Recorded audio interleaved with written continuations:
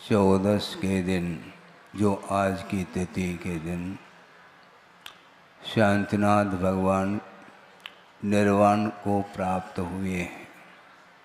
सुना है इसी तिथि के दिन जन्म कल्याणक भी हुआ, इसी तिथि पर तप कल्याणक भी, और इसी तिथि पर निर्वाण की उपलब्धि उन्हें हुई है। 24 तीर्थंकर हुए वर्तमान काल संबंधी। उसमें वृषभनाथ भगवान कैलाश गिरी से मुक्त हुए हैं, वासुपूजनाथ भगवान चंपापुरी से मुक्त हुए, नेमिनाथ भगवान ऊर्जयंत यानी गिरनार से, और पावापुरी से महावीर भगवान को निर्वाण का लाभ हुआ। और शेष 23 तीर्थंकर कहाँ से मुक्त हुए हैं? हाँ, तीर्थराज समेत शिखर जी से उन्हें निर्वाण की उपलब्धि हुई है। क्षेत्र का इतना प्रभाव है, करोड़ों अरबों वर्ष पूर्व जिन्हें निर्वाण का लाभ हुआ है, वे सिद्ध क्षेत्र जहाँ पर वर्तमान में भी आप लोग जाते हैं, वहाँ पर जाते ही एक अलग ही उत्साह जागृत होता है। शायद वृद्ध भी क्यों न हो, भले चल सके या न चल सके, किंतु उत्साह और उमंग जो वहाँ पर पाया जाता है, ये क्षेत्र का प्रभाव है। ये साधना स्थली मानी जाती है, जहाँ पर जा कर के साधना करके उस साधना को उन्होंने पूर्ण किया और प्रतिफल के रूप में निर्वाण का लाभ हो जाता है। निर्वाण की उपलब्धि जो होती है वो बिना चारित्र को अंगीकार किए, बिना तप को अंगीकार किए संभव नहीं है। निर्जरा में और मोक्ष में बड़ा अंतर है। निर्जरा जो होती है वो एक देश कर्मों की, जो निर्जरा होती है उसका नाम निर्जरा कहा है, और संपूर्ण रूप से कर्मों का जो क्षय होता है उसको मोक्ष कहा है। और निर्जरा भी जो होती है वह मोक्ष मार्ग में सहायक तब सिद्ध होती है जब वह निर्जरा संवर पूर्वक हो। आश्रव पूर्वक जो निर्जरा होती है उस निर्जरा से कोई भी प्रयोजन सिद्ध नहीं होता, क्योंकि एक तरफ से आश्रव की परंपरा, आश्रव की धारा चल रही है, और एक तरफ से वह जो आश्रवित जो कर्म है वह समय पा करके निर्जरा को प्राप्त हो रहे हैं, इसलिए वह सविपाक निर्जरा के अंतर्गत आता है, जो कि प्रत्येक संसारी प्राणी के लिए वह निर्जरा होती रहती है। गुरुदेव ने उदाहरण दिया था, एक घटियंत्र जिसको बोलते हैं, 10-20 घड़े जिसकी एक माला है, और यंत्र के माध्यम से क्रमशः एक एक घट जल से भर रहे हैं, और एक खाली हो जाता है, खाली हो जाता, पुनः वही घट नीचे पहुंच जाता, भर जाता, पुनः खाली होता है। तो खाली तो हो रहा है, किंतु भर भी तो रहा है वो। तो इसी प्रकार कर्म का आश्रव भी निरंतर होता रहे और समय पा करके वह यदि निर्जरा होती भी है, उस निर्जरा से कोई भी प्रयोजन सिद्ध नहीं होता। इसलिए संवर पूर्वक जो निर्जरा होती है वही मोक्ष मार्ग में सहायक सिद्ध होती है। तो आचार्यों ने एक सूत्र लिखा है, तपसा निर्जराच, तप के माध्यम से कर्मों की निर्जरा होती है। वह तप भी कौन सा होना चाहिए? सम्यक तप होना चाहिए। एक बाल तप का भी वर्णन आता है आगम में। वह बाल तप का अर्थ यह है कि सम्यक दर्शन के अभाव में अथवा मिथ्यात्व के उदय के साथ जो तप करता है संसारी प्राणी, उसके माध्यम से जो पुण्य का संचय करता है वह संचय पापानुबंधी पुण्य के रूप में आता है। इसलिए वह उत्तम तप के कोटि में नहीं आता है। तप करना चाहिए, तप के माध्यम से निर्जरा होती है, किंतु वह तप बाल तप नहीं होना चाहिए। बाल तप का अर्थ अज्ञानी का जो तप होता है उसका नाम बाल तप कहा है। प्रसंग बना रहा हूँ क्योंकि मोक्ष कल्याणक भी है और तप कल्याणक भी है और जन्म कल्याणक भी है। तो जन्म कल्याण का अर्थ तो ये है कि जन्म लेने की सार्थकता जिसमें सिद्ध हो उसका नाम कल्याणक है। जन्म तो संसारी प्राणी अनंत काल से जन्म ले रहा है और मरण को प्राप्त हो रहा है, इसलिए उनके लिए जन्म जयंती मनाने की कोई भी आवश्यकता नहीं, कोई औचित्य नहीं है, जन्म जयंती मिठाई बांटो, आप बांटते जाओ। क्योंकि पंचम काल में वस्तुतः देखा जाए जो संसारी प्राणी का जो जन्म हो रहा है वह सम्यक के साथ नहीं हो रहा है। बर्थडे किसकी जयंती मनाना चाहो आप? सम्यक दर्शन के साथ उत्पन्न नहीं हो रहा है, मिथ्यात्व के साथ ही जिसका जन्म हो रहा है, तो उस तिथि को मनाने से क्या प्रयोजन सिद्ध होता है? इसलिए गुरुदेव ने स्पष्ट शब्दों में कहा था, वह प्रसंग अभी भी मुझे स्मरण में है, और प्रसंग बना करके आपके सामने संक्षेप में रखना चाहता हूँ। 79 की बात है, 1979 सन 78 में गुरुदेव नयनागिरी में उन्होंने वर्षा योग की स्थापना की संघ के साथ, और वर्षा योग संपन्न करके शीतकाल व्यतीत करने के लिए कुंडलपुर सिद्ध क्षेत्र पहुँच गए। वहाँ पर लगभग 2 महीने शीतकाल व्यतीत किया और वहाँ से मदनगंज किशनगढ़ राजस्थान पहुँचे। राजस्थान वाले भी यहाँ पर सामने बैठे हैं। और अजमेर के निकटवर्ती वह स्थान है मदनगंज किशनगढ़। और कुंडलपुर से निकले और इधर सोनागिरी वगैरह हो करके महावीर जी हो करके जयपुर पहुँचे, और जयपुर में लगभग लगातार 15 या 20 दिन निरंतर उन्होंने विभिन्न विषयों पर मौलिक चिंतन के साथ उन्होंने प्रवचन किए रामलीला मैदान में। उसके बाद अस्वस्थ हो गए, ऐसे अस्वस्थ हो गए ज्वर के कारण, 105-106 डिग्री बुखार, और निरंतर लगभग 1 महीने के ऊपर वह ज्वर बना रहा, कभी अप डाउन होता रहा, और शरीर बहुत क्षीण हो चुका था।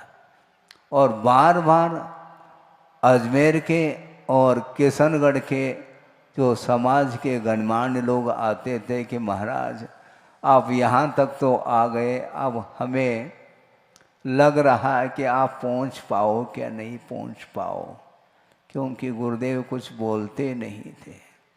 काफ़ी शरीर में अशक्तता के कारण दो दो व्यक्ति उनको उठाते बिठाते आहारचर्या कराते, ये स्थिति थी।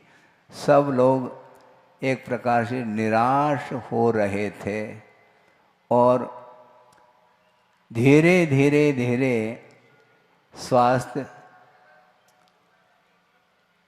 रिकवरी जिसको बोलते हैं, और इसके उपरांत भी ज़्यादा दूर चलना इत्यादि करना नहीं होता था। और एक दिन जिस जनालय में वो थे, लगभग दीवान जी की छोटी नसिया में, और लगभग 4 बजे होंगे और गर्मी के दिन थे, और उन्होंने जनालय की परिक्रमा प्रारंभ कर ली। तो लोगों को लगा कि परिक्रमा दे रहे हैं, क्या बात है। और 2, 3, 4, 5 परिक्रमा दे दी और सीधा विहार कर गए। वो अकस्मात विहार हुआ, और विहार करते करते लगभग 65 किलोमीटर हो सकता है, वो जयपुर से ज़्यादा भी हो सकता है, 100 के आसपास हो सकता है। और वो निरंतर विहार करते गए, और बीच में ऐसा कर्म का योग आया कि लगातार 2 अंतराय हो गए। अब सोचो विचार करो, और विघ्न आने लगा। तो विघ्न तो आएंगे, श्रेयांसी बहुनि विघ्नानि वाली बात है। चलो ठीक है, जब कदम बढ़ा ही दिए हैं, अब पीछे मुड़ना नहीं, बैक नहीं होना हमें। निरंतर धीरे धीरे अपने चाल से पहुंच गए, और जन्म कल्याण के दिन पहुंचे थे। वो संघ के साथ, छोटा संघ था उस समय, मैं भी था, एलक अवस्था में था, योग सागर जी भी थे, सब थे। और जन्म कल्याण के दिन पंडाल पहुंच गए, और प्रवचन देने के लिए मंच पर पहुंचे हैं, और सामने विद्वत वर्ग बैठा हुआ है, और जन्म कल्याण का प्रसंग है। तो उन्होंने सोचा विद्वत वर्ग सामने है तो उनके लिए खुराक मिलना चाहिए, और उन्होंने जन्म कल्याण के प्रसंग को लेकर के इतने स्पष्ट शब्दों में बोला है कि वस्तुतः तीर्थंकरों का जो जन्म कल्याणक होता है, उनकी जन्म जयंती मनाने की सार्थकता सिद्ध होती है। किंतु सामान्य जो जीव हैं, और उसमें भी पंचम काल में उत्पन्न होने वाले जो जीव हैं, वे सम्यक के साथ पैदा नहीं होते। इसलिए सामान्य व्यक्तियों की जन्म जयंती मनाना उचित नहीं है। इस प्रकार उन्होंने प्रवचन में स्पष्ट शब्दों में ही कह दिया। तब विद्वान लोगों को भी लगा कि हमेशा आचार्य महाराज आगम से हट करके कोई बात करना नहीं चाहते, और इसके उपरांत भी जनता तो जनता है, कई बार निषेध करने के उपरांत भी वो जन्म जयंती मनाने के लिए तत्पर रहती है।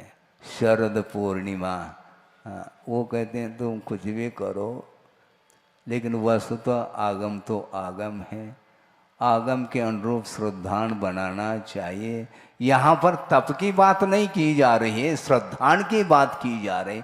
और श्रद्धान करने में भी पसीना आ जाए, फिर तप कौन कर सकता, मुझे बताओ। होता ऐसा ही है। तो इसीलिए जन्म जयंती क्या वस्तु है, कल्याणक मनाने के लिए सौधर्मेंद्र स्वयं सपरिवार परिवार के साथ आता है, महोत्सव मना रहा है। वो क्यों?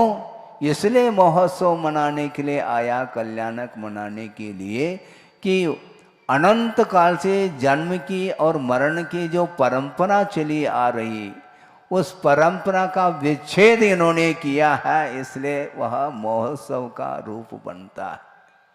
और असंख्यात जीवों का कल्याण उनके निमित्त से होना है।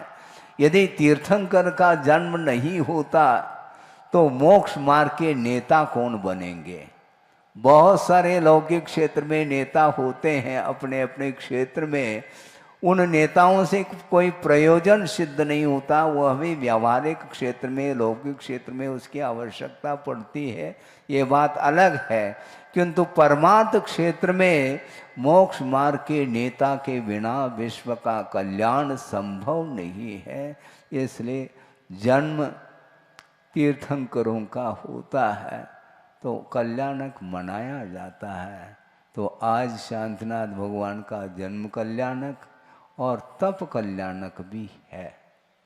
और तप वस्तुतः निर्जरा के लिए कारण है, और च अर्थात संवर के लिए भी वह कारण सिद्ध होता है, क्योंकि वह उत्तम तप माना जाता है। तप के माध्यम से निर्जरा होती है, किंतु उत्तम तप यदि हो तो वह मोक्ष के लिए कारण सिद्ध होता है। उत्तम तप होना चाहिए। उत्तम क्या मतलब महाराज? सामने प्रसंग दे रहा हूं, कुंद कुंद स्वामी ने जो लिखा है, अद्भुत चीज उन्होंने लिखी है। हाँ, और वह श्लोक, वह गाथा भी मुझे स्मरण में आ रही है, और उसका अनुवाद गुरुदेव ने किया है, उसको भी आपके सामने रखना चाहता हूं। किं काहदि वनवासो काय किलेसो विचित्र उवासो अध्ययन मौन पहुदी समदा रहिदस समनस कहा। क्या कहा?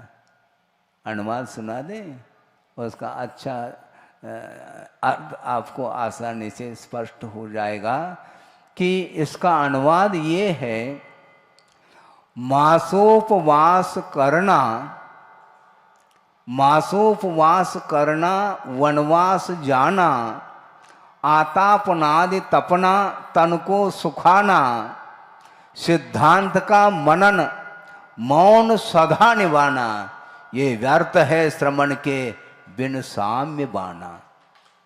सोचो, विचार करो। समता के अभाव में सारी जो साधना है, वह साधना उत्तम कोटि में नहीं आ सकती। मास तक उपवास कर रहा है, वन में जा करके एकांत में रह रहा है, आतापनादि तप कर रहा है, ग्रीष्म काल में पर्वत के चोटी पर जा करके तप कर रहा है, तन को सुखाना, जो मास तक उपवास करेगा तो निश्चित रूप से शरीर क्षीण होगा, शिथिल होगा। और सिद्धांत का मनन, सुनो, सिद्धांत का मनन, निरंतर वह सिद्धांत का मनन कर रहा है, अभीक्ष्ण ज्ञानोपयोग जिसको बोलते हैं। सिद्धांत का मनन और मौन सदा निभाना, निरंतर वह किसी के साथ बोलता नहीं, मौन साधना में रत है। किंतु कुंद देव कहते हैं ये व्यर्थ है। किसके? श्रमण के। क्यों? बिन साम्य बाण, समता के बिना ये सारा व्यर्थ चला जाता है, ऐसा कहा जा रहा है। किसी व्यक्ति विशेष को लेकर के ये कथन नहीं किया गया है, किंतु वस्तुतः यह हकीकत है, यथार्थ कथन है। समता के बिना वह तप उत्तम कोटि में नहीं आ सकता। मात्र तप नहीं कहा, उत्तम तप कहा। ख्याति, पूजा, लाभ, पंचेंद्रिय की भोग विलासता के उद्देश्य को लेकर के जो तप करता है, वह कभी भी संवर और निर्जरा के लिए कारण नहीं हो सकता है। इसलिए आज तप कल्याणक मनाने जा रहे हैं। शांतिनाथ भगवान ने तप जो किया है, वह निर्वाण के लिए कारण सिद्ध हो रहा है। सब लोग तप करते हैं, किंतु तप के माध्यम से कर्म दग्ध होना चाहिए, किंतु कर्म तो दग्ध नहीं हो रहा है, ख्याति, लाभ, पूजा इत्यादि जो अन्य जो भोग सामग्री की जो आकांक्षा है, उस आकांक्षा के कारण वह तप ही जल रहा है। तप के द्वारा कर्म जलना चाहिए, वह नहीं जल पाता। तप जल रहा अर्थात व्यर्थ हो जाता है। इससे स्पष्ट है साम्य भाव बहुत ऊंची चीज है। समता सर्वभूतेषु संयमे शुभ भावना आर्त रौद्र परित्याग तत् ही सामायिकम मतम कहा है। आर्त ध्यान, रौद्र ध्यान, इन दोनों से जो ऊपर उठता है उसके पास ही धर्म ध्यान आ सकता है और साम्य भाव आ सकता है। समता, सब में समता, शत्रु हो मित्र हो, शत्रु और मित्र की परिकल्पना समाप्त हो जाती है। निंदा प्रशंसा इन दोनों से ऊपर उठ जाता है। शत्रु मित्र की परिकल्पना से परे हो जाता है। निंदा प्रशंसा से ऊपर उठ रहा है। और काच और कंचन इन दोनों में समदृष्टि जिनकी है। और क्या, जीवित मरणे समो समो, जीवन और मरण इन दोनों में साम्य भाव। बहुत कठिन है, आ सकता है क्या? जीवन और मरण इन दोनों में साम्य। जीने की भी इच्छा नहीं, मरने की भी इच्छा नहीं। जीवन मरण किसका होता है? जीवन हो किसका रहा है, मरण किसका हो रहा है? वस्तुतः पर्याय उत्पन्न होती है और पर्याय नष्ट हो जाती है, द्रव्य तो कायम बना रहता, अविनश्वर तत्व है। जब द्रव्य अविनश्वर है, नष्ट नहीं हो सकता, किससे भीति है? संसारी प्राणी सर्प से डरता है, सर्प से डरता है, व्याघ्र से डरता है, अन्यान्य और जो क्रूर वन्य पशु है उससे वह डरता है, भयभीत होता है। क्यों? क्योंकि उसको मरण से भीति है। जिसको मरण से भीति नहीं, वह वन्य पशुओं के बीच में ही रहना पसंद करता है। सोचो, विचार करो। तप अलग वस्तु और उपसर्ग अलग वस्तु। परिचय सहन करना, तप को अंगीकार करना, यह अलग विषय है। और इससे भी और एक कदम आगे जाकर के प्रतिकूल वातावरण में भी जाकर के वह कर्म निर्जरा करने के लिए पहुंचा है, वह साधक माना जाता है। किसी से भी वैर नहीं है, किसी से भी शत्रुता नहीं है, किसी से भी मित्रता नहीं है, किसी के प्रति कोई स्नेह नहीं, कोई लगाव नहीं। कि लगाव ही संसार के लिए कारण है। हाँ, क्योंकि स्नेह वस्तुतः प्रमाद माना जाता है। और प्रमाद का अर्थ क्या होता है? कुशलेषु अनादर प्रमाद कहा। जो कुशल कार्य है, रत्नत्रय की साधना, यह कुशल कार्य माना जाता है। इसके प्रति जो अनादर का भाव आता है उसका नाम प्रमाद माना है। इसलिए प्रमाद में एक स्नेह आता है। स्नेह के कारण वह गंतव्य तक नहीं पहुंच पाता। किसी व्यक्ति विशेष के प्रति अटैच होना ये ठीक नहीं है, क्योंकि वात्सल्य भाव इससे पृथक अपना अस्तित्व रखता है। वात्सल्य वस्तुतः सम्यक दर्शन का अंग है, जबकि प्रमाद सम्यक दर्शन का अंग नहीं। स्नेह सम्यक दर्शन का अंग नहीं, बल्कि वह प्रमाद का भेद माना गया है। किसी के साथ भी स्नेह नहीं रखो, वात्सल्य रखो। और वात्सल्य रखेंगे तो स्वयं का सम्यक दर्शन मजबूत होगा, और जिसके पास सम्यक दर्शन नहीं है तो उत्पन्न होगा। किसी के प्रति हम वैर भाव रखते हैं तो निश्चित रूप से स्वयं का अहित होगा। दूसरे का अहित जो होगा या होना है वो उसके कर्म के अधीन है, किंतु दूसरे के प्रति शत्रुता का भाव रखना, दूसरे के प्रति द्वेष भाव रखना, दुर्भावना रखना, इसके माध्यम से स्वयं का अहित होता है। इसलिए कभी भी साधक श्रवण लोग इस चक्कर में नहीं आते, उनको तो साम्य भाव से स्नेह है। यदि स्नेह रखना है तो समता के साथ स्नेह रखो, लगाव रखो। लोभ रखना है तो किसके प्रति लोभ? रत्नत्रय के पालन करने के प्रति लोभ होना चाहिए। और क्रोध करना है तो कर्म के ऊपर क्रोध करो, नो कर्म के ऊपर क्रोध करना छोड़ो। नो कर्म अर्थात जिसके निमित्त से कर्म अपना फल देता है उस निमित्त को ही नो कर्म माना है। वह चेतना, चेतनात्मक जितने भी पदार्थ हैं वे कर्म के फलदान देने में एक निमित्त के रूप में उपस्थित होते हैं, इसलिए उनके प्रति हमारा कोई भी वैर भाव नहीं रहेगा। उसके प्रति क्रोध नहीं आएगा। क्रोध करो अपने ऊपर, अपने कृत्य के ऊपर हमें क्रोध करना है।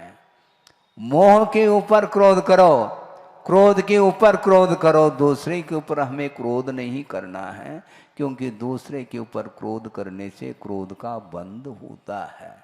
और कषाय के बंध से या मोह के बंध से आप ऊपर उठना चाहो तो उसमें एक ही सॉलिड साधन है, साम्य भाव रखना।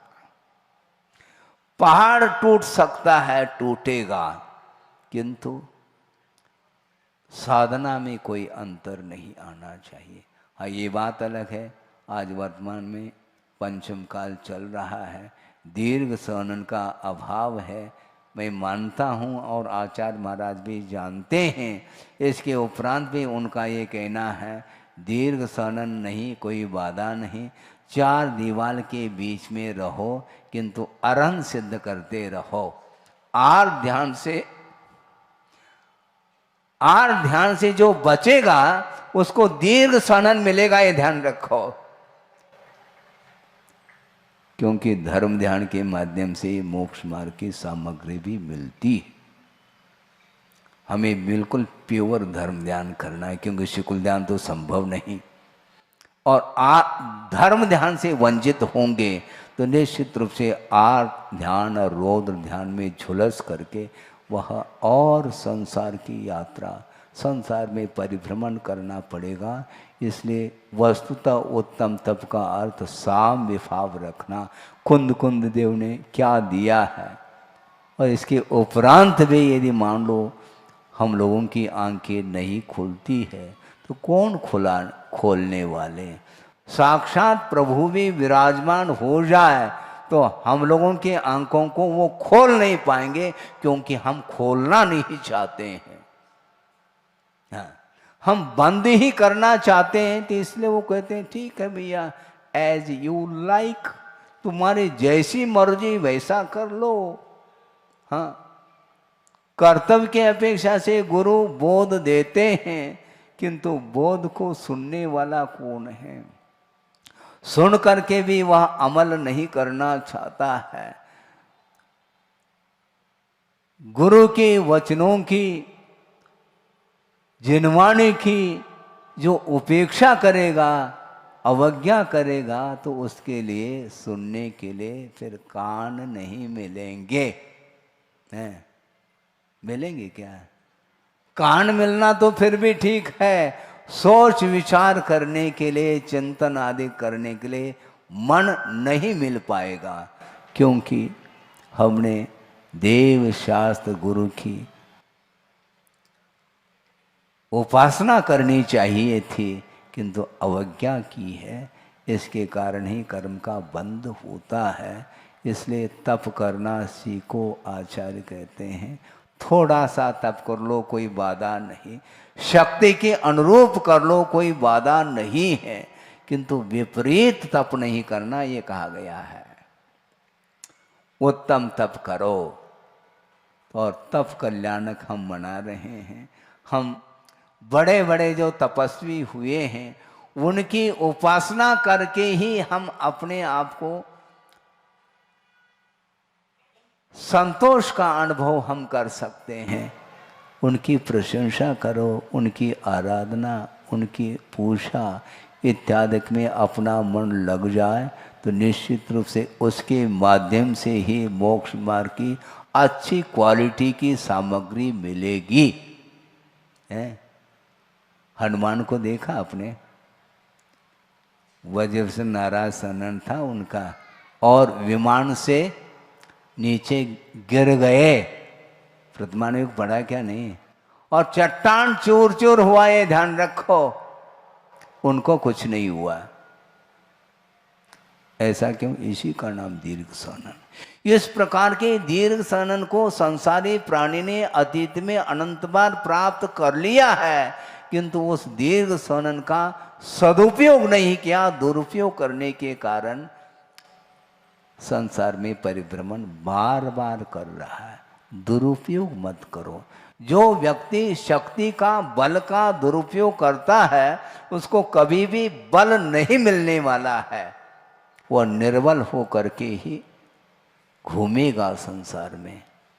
कभी आप भयो बलहीन, सबलन कर खायो अति दीन। बलवान हो जाता है तो उस बल का पावर, उसका प्रयोग निर्बल व्यक्ति के साथ करता है, वो ठीक नहीं, क्योंकि वर्तमान में निर्बल है, किसी कर्म के उदय से उसके पास बल नहीं है, किंतु कालांतर में उसके पास जब बल आएगा फिर जिसने पछाड़ा है उसको पछाड़ेगा वो। हाँ, एक दूसरे के साथ यह युद्ध भव भवांतर तक होता चला जाता है। इसलिए वस्तुतः सम्यक तप करने के लिए अवसर मिला है। तप के माध्यम से ही केवल ज्ञान उत्पन्न होने वाला है। सोचो, विचार करो। साम्य भाव लाना चाहो बहुत कठिन है। श्रवण के लिए भी वह दुर्लभ वस्तु है, ऐसा कुंद कुंद स्वामी कह रहे हैं। सारी साधना एक तरफ और साम्य भाव एक तरफ है। ऐसे भी होते हैं, अभव के बारे में भी कहा जा रहा है कि वह इतना घोर तप करता है, घानी भी उसको पेल दो वो उफ नहीं करता, और शुक्ल ध्यान के माध्यम से नवे ग्रेवे की ऊंचाई को प्राप्त कर लेता है, किंतु साम्य भाव का अभाव उसके अंदर है। घानी में पेल दो, भयानक उपसर्ग हो जाए, वह सब सहन कर रहा है, किंतु किमर्थम, समता के लिए नहीं, साम्य भाव से वह वंचित है।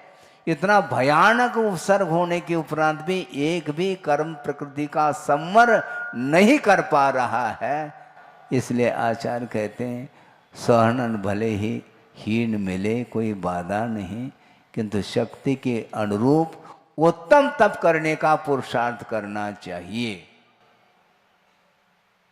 महाराज हम क्या करें?